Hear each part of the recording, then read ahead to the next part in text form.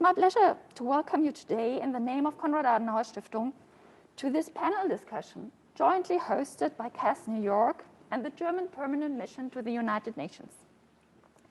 My thanks go to Ambassador Christoph Heusgen and his team for this excellent cooperation, which allows us to assess today the impact of elected members on the Security Council's agenda and to take stock on Germany's 2 years on the Council.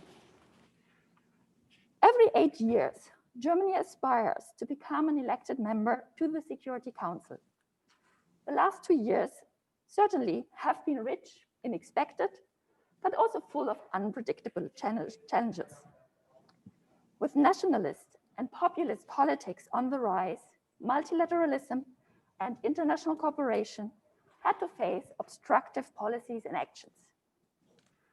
With a growing assertiveness and power projection of China under Xi Jinping, the value-based liberal world order as enshrined in the UN Charter faces tremendous challenges and needs defendants as Germany who stand for democratic principles and human rights. In addition, a strong ally, the United States, became in those 2 years, the last 2 years of the Trump administration, an unpredictable and often self-centered actor. The conflicts on the agenda of the Security Council, and particularly the situations in Libya, Syria, Iraq, and Yemen, also changed their character through an increased involvement of external actors and players with seats on the Council. This has not only been counterproductive for the finding of political solutions to the crisis, but also hampered the delivery of much needed humanitarian assistance. As co-penholders for the humanitarian assistance dossier in Syria, the team of Ambassador Heusgen had to negotiate hard for what should be a given: access to those who are the victims and in need. But also as co-penholders on Afghanistan, Sudan, and chairs of the sanctions committees for Libya and North Korea, Germany took over important roles as a non-permanent member in order to shape the Council's agenda. With Ambassador Heusgen, who represents Germany since 2017 in New York, and who has been the foreign policy advisor for Chancellor Angela Merkel for 13 years, we want to assess the last 2 years on the Council, but also want to discuss with him and our guests the impact elected members, the so-called E10, can have. It is my pleasure and honor to introduce to you as one of our guests, Her Excellency Ambassador Aliya Al-Thani, the permanent representative of Qatar. Qatar is not only the current host of the Afghan peace talks between the Afghan government and the Taliban, Qatar also played mediating roles in the Darfur conflict in Sudan. Estonia currently serves with Belgium and Germany as the third European elected member on the Council. Ambassador Sven Jurgensen will have another year on the Council when he will be joined by the European members, Norway and Ireland. During the presidency in May 2020, Estonia had to face the geopolitical tensions between the US and China when it tried to bring forward a UN Security Council resolution on COVID in support to the Secretary General's call for a global ceasefire. Our fourth panelist is Karin Landgreen, Executive Director of the Security Council Report. Security Council Report is an independent think tank that monitors closely the work and the dynamics of the Council in order to enhance transparency, accountability, and effectiveness. Karin Landgreen served for the UN for over 35 years. She has been the first woman heading 3 UN peacekeeping operations, respectively Liberia, Burundi, and Nepal. Ambassador Olaf Skog, the head of the EU delegation, will only be able to join us virtually today due to quarantine restriction of New York State. Having served as the Swedish permanent representative to the United Nations between 2015 and 2019, he also represented Sweden on the Council. Thus, he can share his personal insights from a national perspective, but also can draw attention to the need to find a European voice in foreign and security policy issues. Ladies and gentlemen, with this short introduction of our panelists, I don't want to take away more of your precious time. I'm handing over to Ms. Antje Passenheim, head of the German public radio station ARD here in New York, and our moderator today. Ms. Passenheim will discuss with our panelists for 30 minutes. During this time, please start to send us your questions via the Zoom chat box. We will then take them up with the panel and broaden our discussion. I'm wishing you all interesting insights into the work of Germany on the Council, the dynamics and the role elected members can play. Thank you. Thank you very much, ladies and gentlemen. As this year is coming to an end, so is the German membership of the Security Council. And we would like to assess here what will Germany leave behind together with Ambassador Heusgen. We will assess here how will the UN and the other members reflect on Germany's performance as a penholder, as a bridge builder, but also maybe as a provider of new impulses to the United Nations. But we would also like to ask, do the elected members like Qatar, like Estonia, like Germany, do they have the chance to move things in the most important body of the United Nations as it works at the moment? And first, I would like to start with you, Ambassador Heusgen. As Andrea Ostheimer just mentioned, this term in the Security Council has certainly been very rich in challenges, in obstacles. And I would like to ask you, was there anything that was easier than you expected? That's a good question. No, it were pretty tough 2 years and we had very heated debates, but there's one thing which I found rewarding and actually easier to establish than I expected, and that is a partnership and friendship among the 15 members of the Security Council. This is something that really enjoyed. That is, you could get, at each other's throat on you mentioned, or Andrea Ostheimer, and I would like to thank the Adenauer Foundation for staging this today. On the Syria humanitarian issues, we really had tough fights. But then in the end, over the weekends or in evenings, you get together and talk, and you have a friendship, and you develop friendship with your colleagues. This is extremely important, so that you can always have this base, so that when it comes then to try to find a solution, there are no personal rivalries or even more, but you always have a good base to work on, and that was rewarding. So that sounds very positive, that among all frustrations that you certainly showed also during this period, I just remember the Syria resolution for foreign aid coming into Syria, that was one of the most frustrating moments in this time, I guess, that this cooperation with other elected members was a big plus in this time. And I would like to use this to give you a chance for your opening remarks. And I would like to ask you, because we have not so much time, to just briefly tell us what your highlights, what your reflections on this term are.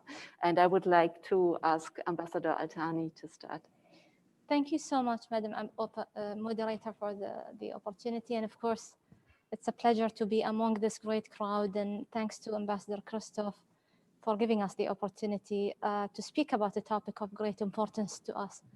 Of course, during Germany's candidacy membership of the Security Council, and during its candidacy, actually, in the process, Germany has vowed to promote multilateralism and the rule-based international order. And to our knowledge and to our first-hand experience, because we've been working closely with Germany during the membership, it is fair to say that Germany did fulfill its vow during the membership, and I'm really sad that we are meeting on the occasion where Germany is actually on its way of leaving the Council. But it is fair to say that Germany has used the last 2 years in a way to be as vocal, as outspoken. And you have said something very important. Our elected members the movers and shakers in the Council. I can say clearly that they are, and Germany has set a great example in doing that. And just to use the opportunity today to give a few examples. For example, when it comes to the issues relating to accountability and dealing with issues relating to atrocious crimes and upholding human rights and the principle of the rule of law, and of course, Germany was as outspoken enough when it came to issues and advocating for issues relating to human rights, the mainstreaming issues relating to women, peace and security, and being as outspoken on the most difficult humanitarian situations, and namely, of course, Syria and Yemen. And this is something we have seen very clearly during the debates, during the deliberations. And going back to the point of the role of small countries and how small countries are pursuing and playing an important role as elected members of the Security Council. I mean, to small countries like Qatar, transparency and accountability in the work of the Council is of particular importance. And again, I'm sitting next to a great colleague, the Ambassador of Estonia, and Estonia has played an important role in using the platform in the Council to bring in issues of great importance. And issues are not debated on a day-to-day basis in the Council, like issues relating to cybersecurity and climate change. And Germany, within its membership, have been able to advocate for these issues and to leave the room in the Council to discuss more thematic issues and cross-cutting issues, which some countries within the Council are not advocating enough for. And I think Germany has played a role in using the platform as a penholder on specific issues to give room for thematic debates and cross-cutting issues relating to human rights, the rule of law, and of course, issues relating to climate change, accountability, and of course, issues relating to cybersecurity as well. I mean, the last 2 years was a sort of a breakthrough for bringing the issue to the attention of the Security Council. I'll stop here because I know there will be also several opportunities to come back on certain issues. Thank you again for the opportunity. Thank you very much. Ambassador Jürgensen of Estonia, this year started very cheerful. It sounded very cheerful how it started in terms of multilateralism, because there was the expression of maybe not the summer of love, but the European spring. And Belgium, Estonia, Germany, plus France as a permanent member held the presidency in the Security Council nearly in a row. And the goal was to speak with one voice. So did you speak with one voice? Well, the European spring started in February. The year didn't start joyfully, because the first day that we had in our council, I woke up in the morning and I read that they had shot Soleimani. So that was the beginning of our membership. And I said, wow, there we go. But I would like to start, saying it is a really sad occasion now, because this reminds me that I try to forget every day that very soon Christoph will leave us. And I have to say that the role that Germany has played and the close relationship that we have is probably, when I think of my cooperation in the Council, probably it's Christoph and Germany that have been the closest. There have been very, very few occasions when we have had different opinions on some issues as countries. Of no German or Christoph's fault. Christoph knows what I mean. I will not go deeper into this. But it's going to be much more difficult, I would say, without Germany, because I felt kind of safer of having Germany and Christoph there. And the European cooperation, I think, has been excellent. It has been improving, just like also the E10 cooperation. I think during the last 5-6 years, the E10 cooperation has become stronger, but also European cooperation. Of course, what has helped us as well, when the year started, we had actually 5 EU members in the Council, and the number itself, it was 1/3 of the Council. Now it's 4. Next year it's going to be 3, and when we leave, it's going to be only 2. So we have to think of other ways of strengthening the European issues as well. But also looking at the German work in the council, and what we have also been trying to do is, first, I think what is important, and I'm really glad when we had the introduction also, that the expression elected members is becoming a mainstream. Because years ago, we were referred to as non-permanent members. And non-permanent members, it means it says something that we are not. Elected members says something that we are, and it gives us legitimacy. And the role of being an elected member depends actually very much on yourself, on your level of ambition. Because there are several things where what you can do yourself. Because when we look at the subsidiary bodies like sanctions committees and so on, then this is something that is kind of a rule that only elected members take, the committee chairings. But then there is what is called penholdership. And penholdership is something that historically was pretty much always just the P5 prerogative. They were doing it. But actually, it doesn't exist. Everybody can grab a pen. And now Germany, together with Indonesia, have taken one of the most difficult portfolios that now Estonia and Norway are planning to take over, is Afghanistan. And the second one, really hard, that was mentioned already, it was the Syria humanitarian cross-border file that is also a huge debate and very, very difficult. So it depends very much on yourself, what you do. And at the same time, what I have also noticed is that I see that the elected members actually have a higher, not all of them, but mostly they have higher level of ambition than P5, because we have 2 years. And Germany is there more often. Estonia, maybe it's the first time for Estonia, maybe every 30 years or so. We have to accomplish, we have to do something in these 2 years. We have to leave a mark, you know. It's a generational issue. And so therefore, if you look at presidencies, for example, you can see that the elected members' presidencies are more ambitious. And we can also take more initiative of getting subjects on the table.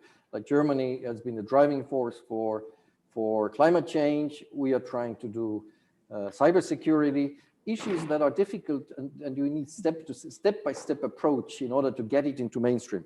And finally, just because not being too long, having been there now for 1 year together with Christoph and together with Germany, I am personally really sincerely convinced that if Germany would be permanently in the council, it would be a better council and it would be a better world. Thank you. Thank you very much. Ambassador Olof Skog, for the European Union, to many people it seems the EU is more unified here at the United Nations in New York than it is in Brussels, actually. But still, there are other regions in the world like African countries, Asian countries that build alliances in the Security Council in the United Nations. So where really is the European alliance? Good afternoon, everyone, and thank you for the invitation. Can you hear me? Do I need to do something? No, I'm actually out of quarantine now. It's just that I didn't have time to run over to the German mission because I was in another meeting. But the advantage is that I can speak without face mask and I can be very open and clear. Look, first I want to really pay tribute to both Estonians and Germany for I mean, really excellent work. And I'm not saying that just because, you know, you're organizing this and you want to hear it. I think what you've done, and I think everyone agrees, and Alia from Qatar said it, you've come in together with Belgium and France, I have to say, France being a permanent member, but you come in with a seriousness, an ambition that is a reflection, and I say this in a little bit of response to your question, moderator, that, you know, there is a European profile. When you fight for something, you get in, you take it extremely seriously. And as the Estonian ambassador said, you have 2 years. That's not a lot of time. And you have a constituency, both the countries that have voted on you to get in the council, but of course you also have a domestic constituency that expects you to make a difference on the Security Council. And I think the European members have done that. And they come in, as I said, with the European profile, which is just a prolongation of the values that we represent, including transparency, human rights, accountability, humanitarian work, women, peace and security. And in all those areas, I think the European members have made a difference. There is no coordination as such on the Security Council, but I don't think I reveal or violate the treaties of the European Union when I say that there's very active conversation going on. We, as the EU delegation, try to feed in for every agenda item, to remind the European members what is the common line on this particular issue. And we try to make sure that there is also, especially when the Security Council is blocked, when the outside world is frustrated about nothing happening, that there are these stakeouts, communications to the media jointly by the European members, speaking, one member speaks on behalf of the others. It's very European, and it's a reflection of where the EU really stands on these issues. So I agree with you that there is a lot of focus on issues where the EU cannot agree. There are those issues here in New York as well, but they are, and they make me sleep bad at night for sure. But 99% of the time, the EU is, the most united, and in that sense also the most effective, shall we say, bloc in the UN. And we come in with an approach which is, yes, building bridges to find solutions, but also to really defend, fundamental values that we represent. I don't know if that answers your questions, but it is, my reflection about some of this. I served on the Security Council. It's history now. It feels like ages ago. But I just want to confirm some of the things that Christoph and Sven said, that, as an elected member, it's also my experience that if you are ambitious and if you are, strong enough to withstand some of the intimidation and that comes from some of the permanent members, and it can be very forceful, you're actually able to leave a certain impact here and there, and especially on the issues that we have mentioned, on humanitarian issues, WPS, etc. There is the whole notion of the elected 10. I agree, it's been growing, but it's been a little bit up and down over the last few years, I think. The virtue of the elected members is that, it becomes a counterbalance to the permanent members.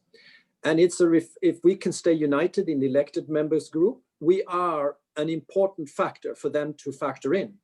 They can't just steamroll, even if they occasionally would agree, which is the other problem, that they usually don't. But whatever, if they're agreement or if they're not, the elected 10 is a really important group. I think that more can be done, honestly, to maintain the value of that group. If it's united, it can also force permanent members to share information much earlier, and to be much more transparent more broadly. The final point, and I think Christoph made it, about the personal relations among ambassadors.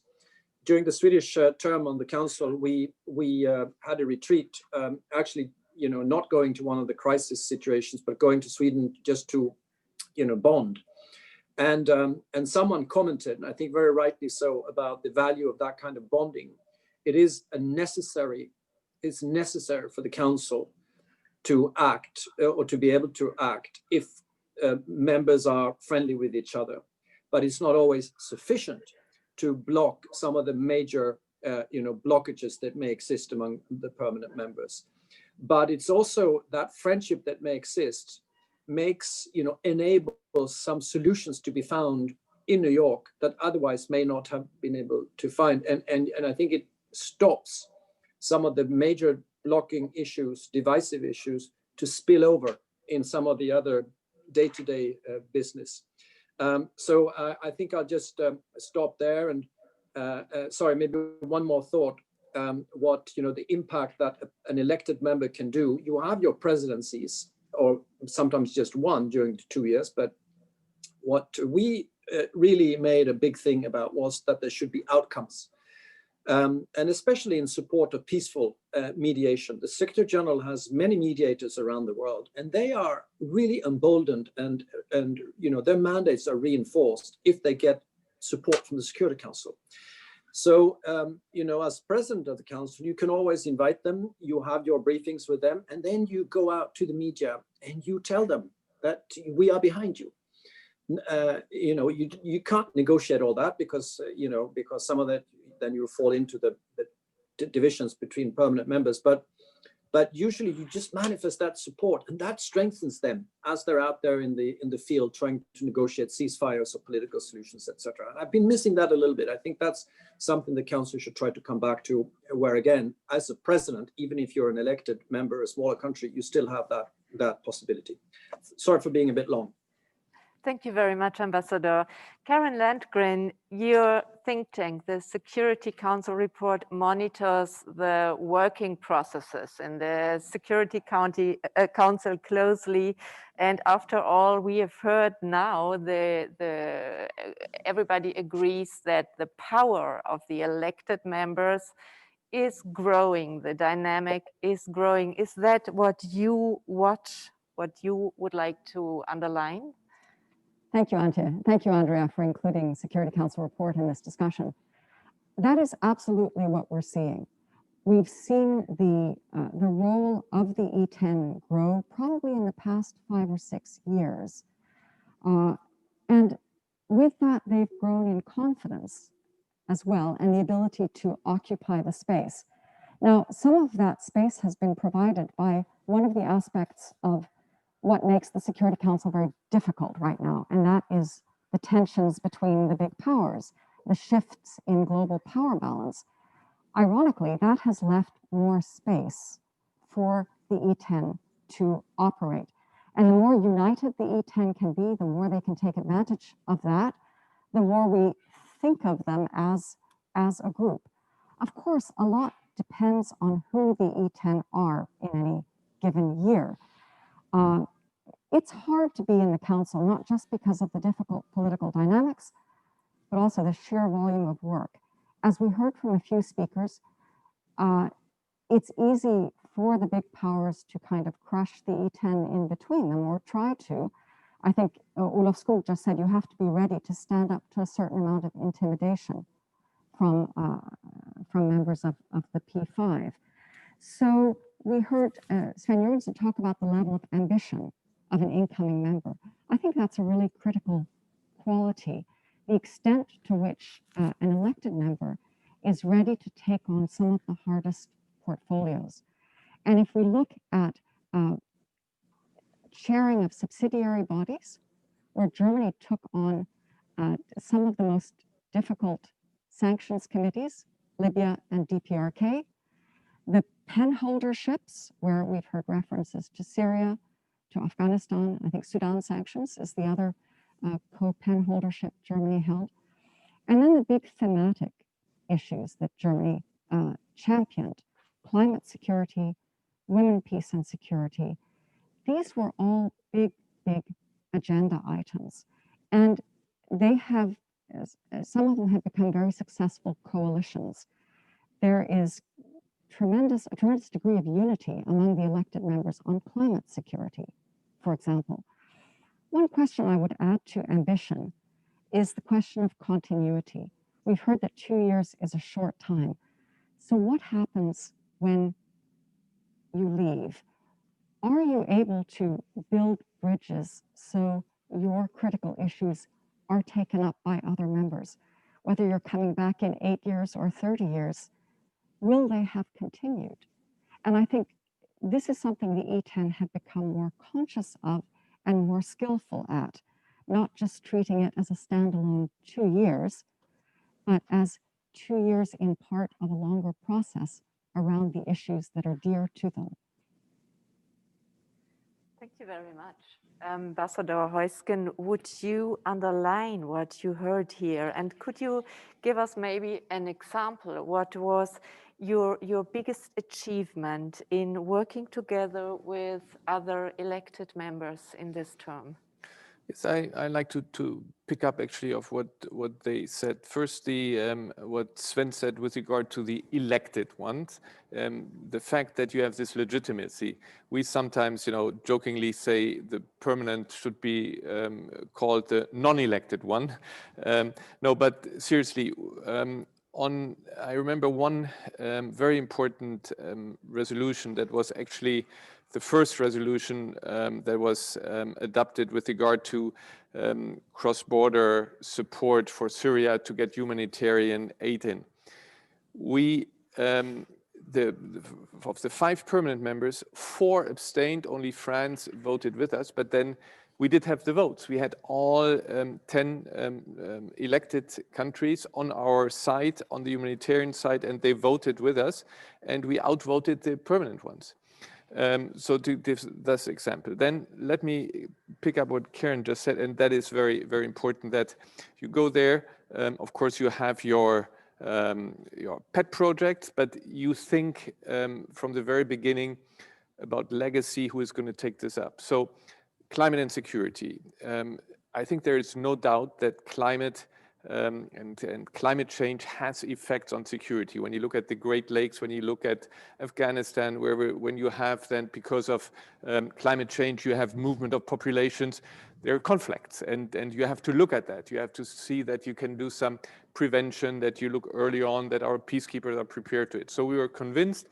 We had 10 countries on Security Council who were in agreement. We have to pass a resolution so that we have this on the agenda. We had Russia, China against it. We had the US for more ideologic, the past administration or the still present administration against it. But we said, this is an agenda item that we need to keep on the agenda. So what we did, we adopted among the 10 a resolution, and we kind of shelved it and said, this has to be, can be drawn out when the votes are there. But we went one step further. We created a so-called informal expert group of the Security Council, where all members actually of the Security Council in our first meeting participated, where we actually look at this in the Security Council, in this informal group. We looked at Somalia as a first example, and now we even have a competition among incoming members who will take over from us to continue to have that on the agenda, so that even if we don't have a resolution, climate and security is now firmly rooted in the Security Council, and even without us, we know countries will continue to work in and keep it on the agenda. Ambassador Jürgensen, you just said the elected members have become stronger. They are different than they were before. What made them different? What was the force, or what is it that makes them stronger and more powerful today? I think there are many different things why it has happened, and it's my personal analysis. It might be wrong, it might be true, I don't know. But I think one is what Karen also mentioned, and I think Christoph, that the big countries' power play has changed, and that means that there was a void that the E10 could use. Secondly, I think there was a growing understanding on the value of cooperation among E10. And there is a clear understanding also that if we stick together, if we work together, we also have a veto right, because you need 9 votes. So we are, as a group, we are strong. Of course, it's easier said than done. For example, when we came in, I remember one of the very first occasions was actually at a lunch at Christoph's place here in this building. And one of the things that we were talking about, apart from climate change and these kinds of issues, was that if you look at the cooperation among E10, one possibility to enhance this cooperation would be to have a coordination for presidencies. That we, very small things where we have seen this. For example, we have coordinated so that climate change would go to July, that Germany will take this, even though it's also high in our priorities, but working towards that. But it's hard to do, and we have not done it enough, even though everybody agreed at the table, because there are only a few slots that are open. The presidency month fills itself, mostly. And there are 2 or 3 occasions, and then there is a strong pressure to have your own agenda coming to the table. But I think this is something where we can still work and make it better. The same applies also to the EU cooperation. For example, we have been talking about a possibility, just like the African countries are doing, the A3 joint statements sometimes. And we have had joint stakeouts, but we've never had joint statements in the Council because of certain reasons. I understand why it is, but I think it's still something that we should try to work on. And following maybe the last thing, not to be too long, on what Christoph said, and it applies very strongly also to one of our highest priorities, and that's cybersecurity. They are in a sense similar, that they are permanent members who wouldn't like these things to be on the table, and so it's a tedious work, step by step, slowly getting them into mainstream. And I think we have achieved that with cybersecurity, even though unfortunately we were not ready to adopt a resolution. And we are getting also closer to have cybersecurity as a mainstream. People know that this is an issue that is on the table. So there is tedious work, but then the last thing, perhaps also how to ensure this continuity, is what we specifically when we're thinking, when we take over now the penholdership for Afghanistan next year together with Norway, then we are leaving in a year's time. Norway will stay a year longer. So we come with our experience of 1 year, and they can carry it over. So I think this is also one plus to our penholdership, that this cooperation will be carried on to the time that we are not in the Council anymore. Thank you. Ambassador Al-Thani, you are very much involved in the discussion about reforms of the Security Council. From what we hear here, do you think there is a kind of reform going on, but it's not called reform? But to me, it sounds it's like a silent reform going on without this name reform, and it is a little bit easier than call it reform. Would you agree to that? Thank you. Well, you know, I kind of agree with you, and I want to link it up with the role of elected members of the Security Council in countries like Germany, for example. When it comes to reforming the way the Security Council works, I think the efforts that countries like Germany and Estonia has done is really creating these breakthroughs on issues. You know, an example is the issue of cybersecurity. As Sven have mentioned, we would not have imagined the possibility even to have a debate or an area formula within the Security Council to discuss issues relating to cybersecurity, but it was done. It was done because of the braveness and advocacy and the ability to be outspoken on issues, which are not the usual topics that can be tolerated by the big countries on the Council. So this has to do something. This has to do something with reform in a way or another. Even though we are, I mean, of course, I've assumed this responsibility of, you know, co-chairing the IGN process this year with my colleague, the Ambassador of Poland, and it's still early on. But you know, the process is difficult. You know, it has been difficult for years now, since it began in the mid-90s. But I think, you know, again, elected members are playing a role in creating the grounds for reform within the Council by you know, the role they are playing on the penholdership within the Security Council, the ability to bring issues to the table that has been even difficult to tolerate and debate in the Council. This has to do, in a way or another, with the aspects of reforming the methods of work in the Security Council, the ability to use platforms in the Council like the area formula to bring in issues and to take it to the next level by presenting resolutions that could be discussed and could go through in the Council. This has to do with the reform. And I think Germany, the last 2 years, has played an important role in creating the atmosphere that reform is needed.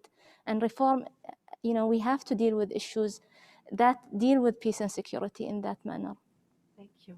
Before I will hand over to Andrea Ostheimer and the questions of the audience, I quickly would like to ask Ambassador Skog, what do you think has to be done to keep this flow, to keep this dynamic flowing, to hand over issues, the penholders' issues to one another, to keep this dynamic flowing and keep the E10 vivid? Yeah, thanks very much. I think there is, you know, not necessarily handovers, but there are certainly meetings, and I think Sven mentioned it, that that take place. You know, that incoming members, elected members, are welcomed into the outgoing group. The E10 has meetings with new members before they start on the council, etc. So there is, I think there is this notion does exist, but I certainly agree with Karin that it could be expanded. It should be expanded. But of course, there is also the issue of, you know, not always, the E10 cannot always keep together. It depends on who the members are. And sometimes, you know, you have members inside the E10 who will almost by automaticity join up with one of the permanent members, and that makes life a little bit difficult for the group, because if you lose one, you're already down to 9 or 8 members, and then you don't have that sort of 6 veto anymore. So but the continuity and this team building and is very important, and I think that there is work going on in that direction, but it's good that it's mentioned, because it could probably be strengthened. Yeah, so that's my reflection. Thank you very much. Andrea, I think there are a lot of questions from the audience now, and I would like to pass over. World, and I also would like to thank our participants for this keen interest in our panel discussion today. The first question relates to the dominance of the P5 when it comes to penholderships. And what could be done also in a way to strengthen the groups of friends that also exist, in order to compensate a little bit this kind of dominance. There is also the perception that the group of friends is in decline. Does it need to become invigorated? So what is your take on that? I would say that's a typical question for Karen. I can start us off on that. I think, as someone said, there is no barrier to anyone picking up the pen and being a penholder. I think we should say that being a penholder isn't just about drafting resolutions. It's really taking a lead on that issue, convening the meetings on it, and so on. So it's not an easy task. It has been dominated, penholdership has been dominated, not really by the P5, but by 3 countries, France, the UK, and the US. But not every issue has a P3 penholder. And we've seen in this term, with a bit of push, I think it's fair to say, from Germany, that there has been a sharing of penholderships. And it would be interesting to hear how worthwhile you have found that. It's not easy to be co-pens either. But I think this is an area where we've seen real change, and there could be more. In this case, one of the main penholders was willing to share the pen, and that felt like quite a breakthrough. In general, working methods is an area where the E10 have taken a lead. I know working methods sounds quite boring. It sounds like housekeeping, but what we're really talking about in working methods is power relationships. So it is an important area for change. It is reform by another name. If I may add, there is this imbalance. When you come into the Security Council, you are confronted basically by the P5 that you have certain obligations as elected member to take on sanctions committees. And sanctions committees are a lot of work, very often very thankless work. At the same time, the P5 have these penholdership. And so that they do the kind of glorious work of putting, resolutions on the table, renew resolutions, make the first proposal. As we all know from meetings outside, the one who puts the first text on the table already has 50% guaranteed that this will be the outcome. So this is why the elected 10 said, and this is a bit what you alluded to, a reform is going on, that the elected 10 don't accept this anymore. And so we pushed very hard, and in particular with our British friends, we found solutions how we can do it together. And it was key. It was key, for instance, on Libya, where we had a co-penholdership. And then when the Libyan crisis got worse, and Germany, together with the UN, there was a cooperative idea, proposal to go ahead with the Berlin conference and Berlin process. As a co-pen holder here, we were able also to shape then the resolution that endorsed the Berlin conference. So with regard to the group of friends, I believe that the group of friends are very important, because you have in the group of friends members of the Security Council and members that are not on the Security Council. What the group of friends bring, they bring support to what you then put into in the Security Council. Like there's a group of friends of climate and security, and our proposal for a resolution was very much on climate and security, was shaped by that group of friends.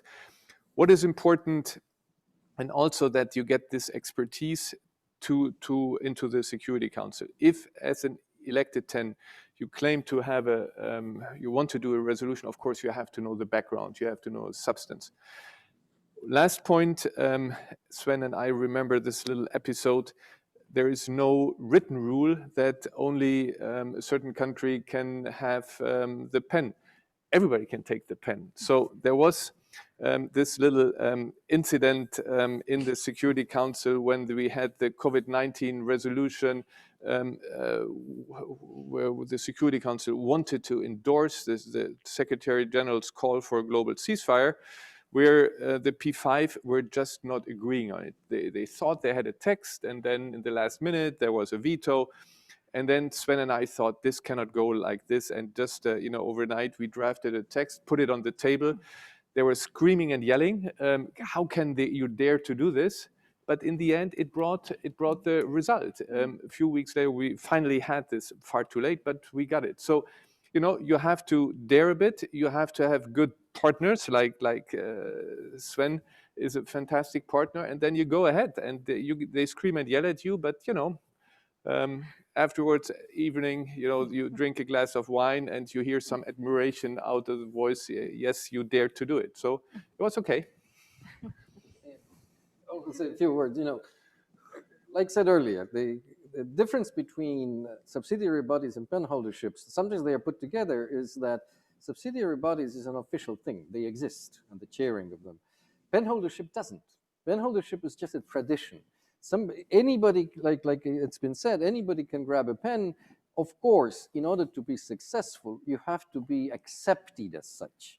So therefore, when we are planning now to take over with Norway the pen on Afghanistan, it didn't happen overnight. We had very diplomatic, slow work, trying to work with P5 in order to be accepted to do that.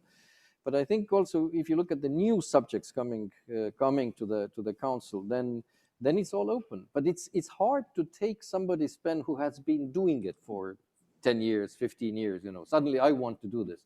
It doesn't work. But it's a kind of non-existent thing that still exists. So it's a kind of a funny thing.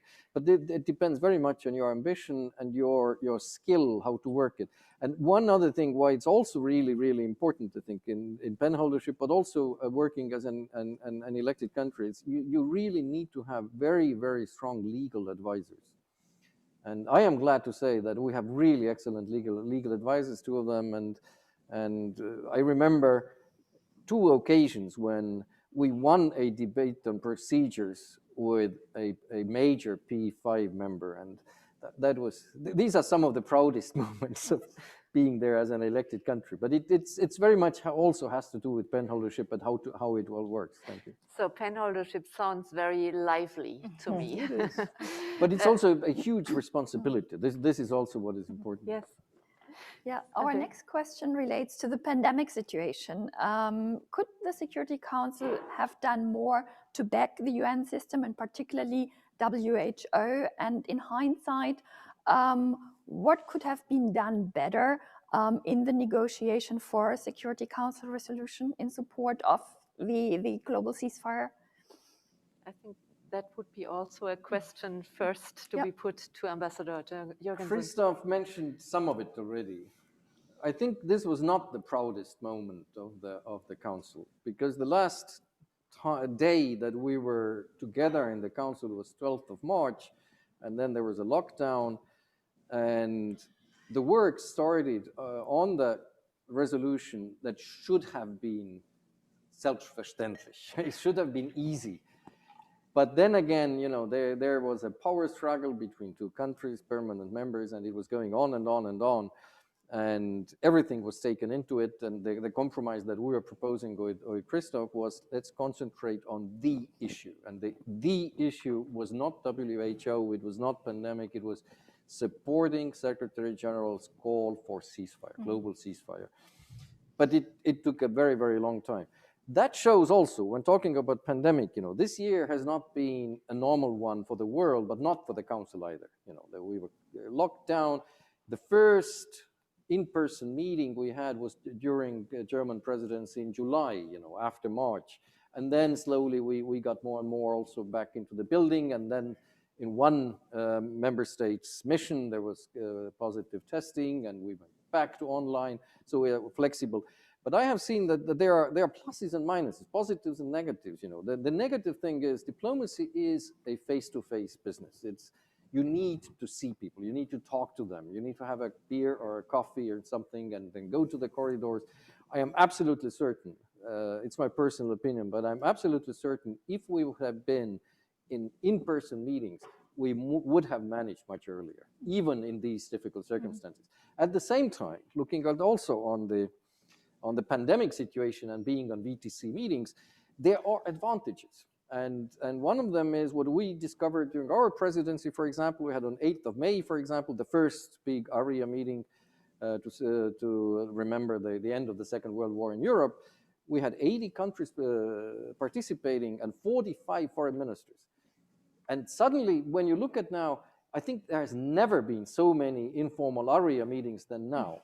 And I think one of the reasons is that it's a long story, but we don't have procedural voting. So therefore, it's hard to take anything into the agenda because you need consensus. So that's one of the things at the moment. But the other thing is, I think people discovered now that there is an advantage. It's easy to organize, and you can have high-level participation without people having to travel here. So there are positives and negatives. Thank you. Let's give other audiences a chance. Our next question comes from Mexico, an incoming member of the Security Council. Considering the full agenda of the Council, the complex crisis you have to address, how would you characterize the temperature on the Council, the interaction between the permanent and the elected members? What can Mexico expect? Ambassador Altani, would you like to? Yeah, of course. Well, I mean, I'm speaking among elected members of the Security Council, and it's been difficult in the Council debating certain issues. There is this deadlock on great issues that deal with political aspects, you know, Syria, Yemen. These are issues that usually you see two and 3 points of views on the Council. So, I mean, incoming members will face the same. We will face the difficulty of dealing with the aspects of these major political issues, and not only political, humanitarian, and even on thematic issues where there is a lot of disagreement on, even on issues relating to women, children. I mean, we've, you know, again, when it came to these great thematic issues, it has always been the E10 who's been at the forefront fighting for these issues and putting them on the Council agenda. But it will continue to be a struggle for new elected members coming in. There will always be these occasions where there will be a deadlock on issues of great importance to the peace and security agenda. So it will not be as easy as, you know, they expect. They have to expect the worst, but they have to put the effort that countries like Germany, like Estonia, like many members who are serving now, they have to put the effort and to be as outspoken This is why I began my talk by saying it is a sad moment for us to see Germany leave, because Germany was an example for a country who has been as outspoken on issues at least relating to the Arab region, on the humanitarian, human rights, and political front. And we want the new elected members to be as brave, as outspoken, and to acknowledge that it is not an easy world.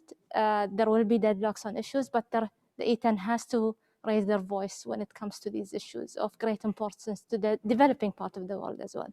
Thank you. I think we have one last short question and short answer possibility. Okay, perfect. We have another one from Latin America on the joint presidency France and Germany undertook in 2019. What has been the benefit of it, and is it something that should be replicated? It was a bit by chance, because the presidencies go by alphabetical order, and it was France and Germany, and then we said, let's do it together. There were symbolic and practical consequences. Symbolic consequences, something that surprised me a bit for somebody who takes German-French cooperation for granted and German-French reconciliation after the Second World War. This is history, but for many people they're saying, look, let's take an example. Look at how well these two countries have managed their past. Shouldn't that be an example that also in our areas where you see regions where you still have long ongoing conflicts, why can't we do it the same way? So that was a bit surprised. Practically, we did demonstrate, the two presidencies. We had one opening meeting, we had a final meeting. It was, joint press meeting at the beginning, at the end, and we had a program for 2 months.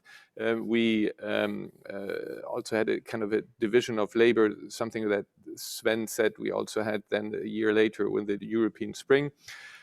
We put emphasis on humanitarian call for action, Germany, France, and we said this is the humanitarian file is very important. Actually, during this period, also Germany and France launched the Alliance for Multilateralism here in New York, also putting emphasis on the rules-based international order and cooperation. So it was on substance, of course, when you have the files like Libya and Syria and Afghanistan. Doesn't make a big difference if you have two presidencies working together or one. But the symbolic part was very, very strong, and I think countries appreciated that. Thank you very much. I think we learned a lot. We learned a lot about the strengths of the E10 today, and I learned for myself that it's much livelier in the second row than it is in the first row in the Security Council, if you can say this, if you can say first and second row.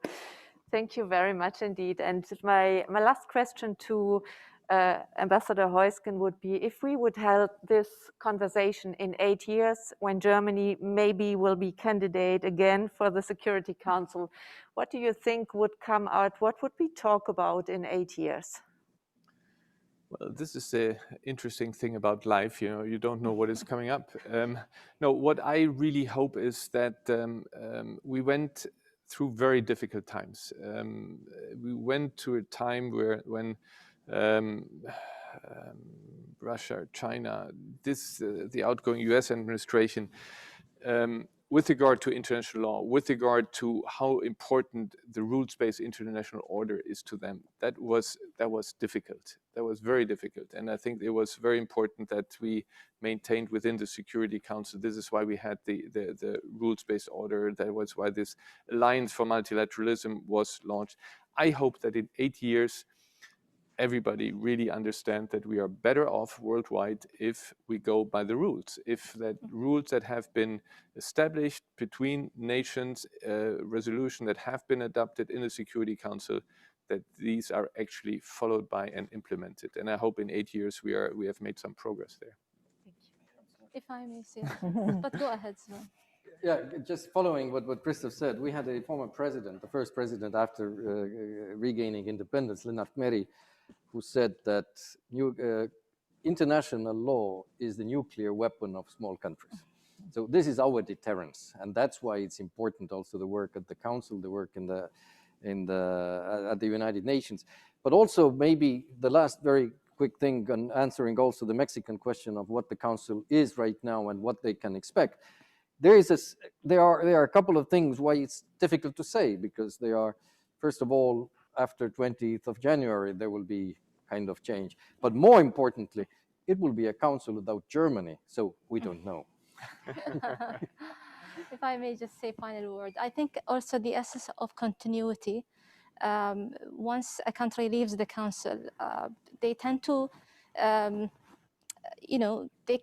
focus on other business of the United Nations. But I think when it comes to Germany, the interest in pursuing issues relating to peace and security and sustaining peace continues. I mean, we're working very closely. Qatar and Germany are working closely on the Afghan front, on the Afghan peace talks, and we very much appreciate that Germany has always provided the platform to discuss these difficult issues. Libya is another example, and we know that Germany will continue putting the effort on peace and security files, whether they are in the council or not, until joining the council again in 8 years. So we wait for that. Thank you. Thank you very much. Thank you. Yeah, thank you very much. I think the dynamics on this panel and also the keen interest from our audience have shown this is a very significant and very important topic that we certainly also as Konrad Adenauer Foundation would like also to continue to discuss. My thanks go today to our panelists, to Ambassador Altani, to Ambassador Jürgensen, to Ambassador Olaf Skog, to Karin Landgreen, and also first and foremost to Ambassador Heusken and his team for co-hosting this discussion today with us, and to Antje Passenheim for an excellent moderation.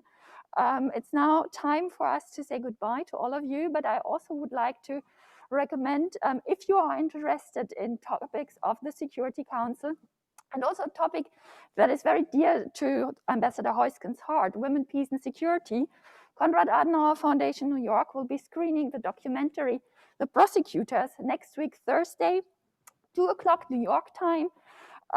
So please look at our webpage. You will find a link and you will hopefully also get an invitation. So thank you very much to all of you. Thank you. Thank you. Thank you.